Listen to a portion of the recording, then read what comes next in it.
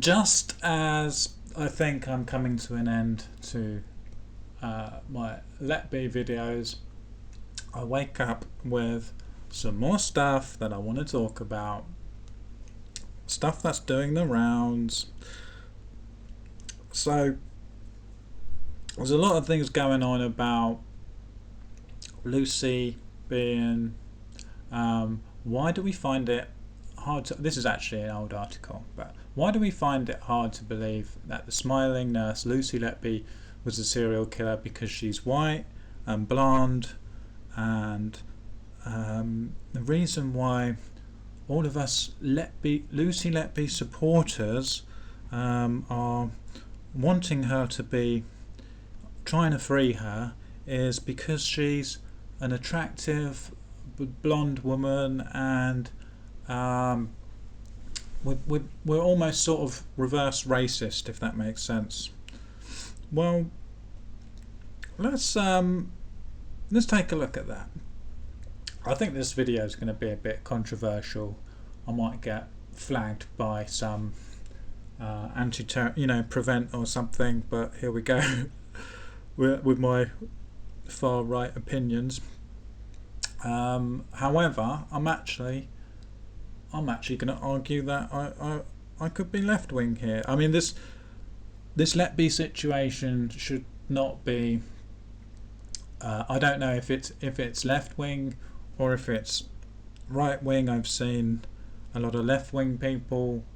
It has united both sides. So I'm going to try and keep politics out of it, but it's the pro guilty camp that has actually raised this issue of it being middle-aged men that are interested in freeing her. I'll be honest, I haven't looked at the statistics on how many neonatal professionals and statistical professionals are actually middle-aged men, white men. I presume it is quite a large amount of them, of professionals that do happen to be middle-aged white men, as opposed to anyone else, any other minority. I don't know. I haven't looked into those. What I wanted to talk about, well, firstly, the idea that I'm going to tell you some hard truths now.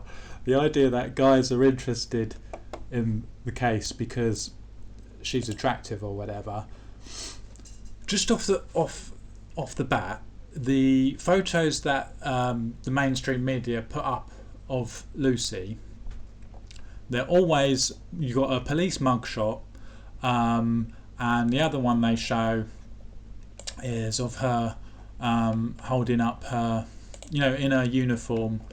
There it is, and none of them. She's not got any makeup on any of them, and she's not particularly attractive in those images. Okay, and those are the ones that get circulated. I will argue on the other way. When she's scrubbed up nicely, she actually does look quite nice, I have to say. But these images aren't the ones that are put into the mainstream media. But let me just say this, okay? When she was arrested, I think she was something like 28 years old. Okay, fair enough. Fairly attractive. I mean, borderline a bit old, but okay. I think I read a statistic where the median age for women getting married, according to, here it is, the US Census Bureau found that the median age for marriage in 2022 was 28.6 years old for a woman, 30.5 years old for a man. So she would be about marriage kind of age then. although obviously you wouldn't marry someone as soon as you meet them. So at the time of her arrest, she was on the cusp of being on the shelf. She's now 35, I believe. If I do my math correctly, I think she's 35 now. And if she were to get pregnant on the official, according to the NHS, she would officially now be a geriatric mother. So this idea that men are interested in the case because she's young and attractive, I'm sorry, she's too old. Even for middle-aged men. I mean, there are stats out there that will tell you that women generally, the reason why women mature faster than men is because they do need to have their life in order, complete. They need to be married, have kids by the time they're 30, because then it all goes, they're like peaches. It all goes downhill from 30 plus. I mean, obviously there are women that guys like who are over 30, especially if you like them whilst they were in their 20s. You don't stop liking them, obviously, but I'm just saying, generally, I'm sorry, she's too old. The other thing, this is going to be a bit crass, I don't care, but the whole notion that men would want her to be innocent because she's attractive, it's not going to stop me from wanting to sleep with her because she's a criminal. And I would say that was true. That's going to be true for most guys, I'm afraid. It's not, when no one's going to care about that. No one's going to care. I'm just telling it how it is. Okay, the other thing I want to talk about is the whole, because she's smiling. They haven't used the words here, but white, Aryan, blonde is basically what they're getting at, and we shouldn't profile.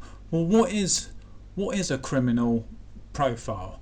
There's differences between racial profiling and criminal profiling, and for a criminal profile, although I have to say it is a very grey line between the two, for a criminal profile, she doesn't match it.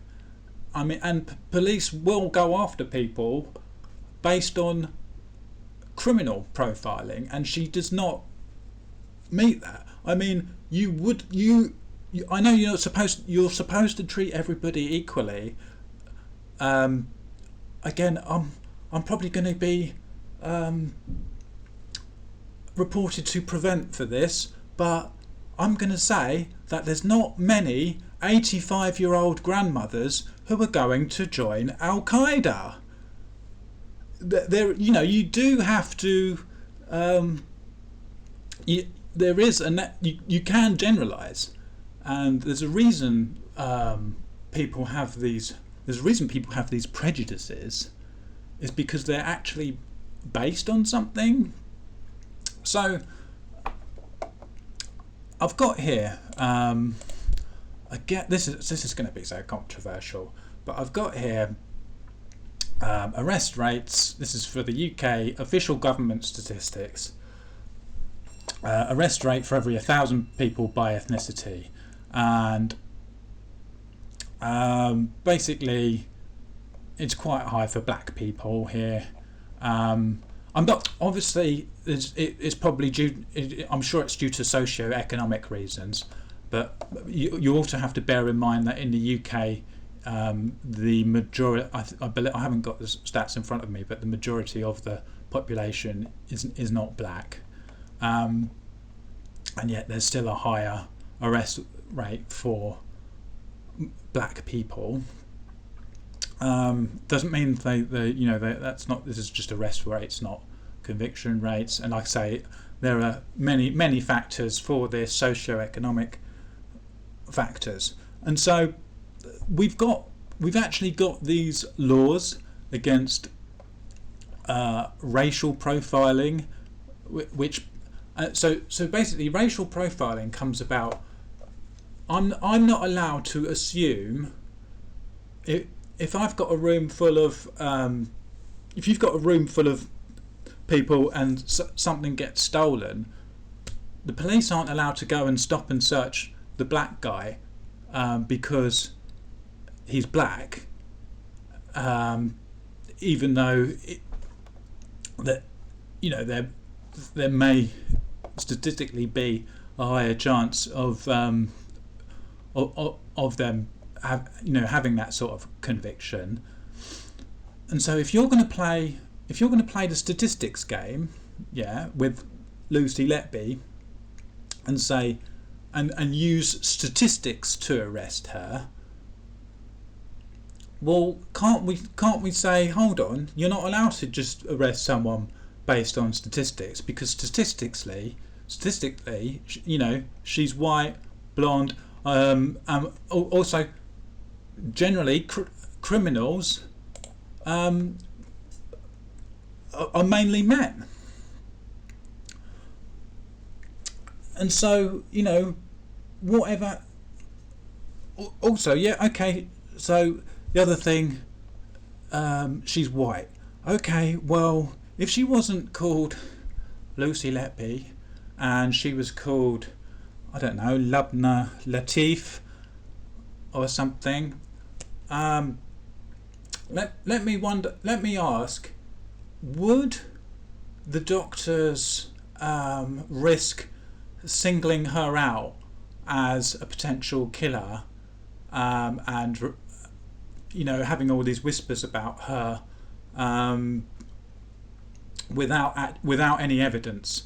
Because if she was of some sort of ethnic minority, and she put in a grievance against the hospital to say that these doctors are bullying her, if they didn't have a reason to bully her, the automatic reason would point to because of her ethnicity, and so these doctors would have been probably struck off. I'm going to say I highly doubt if her name was like Lubna Latif or something rather than Lucy Letby, would she have been arrested without any evidence? I'm just going to ask the question.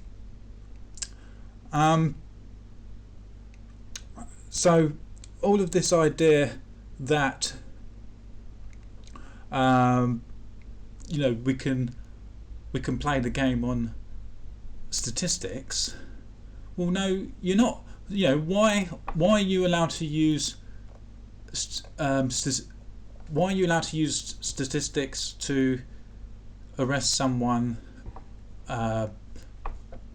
based on a completely bogus statistical chart, when there are laws about arresting people based on their ethnicity?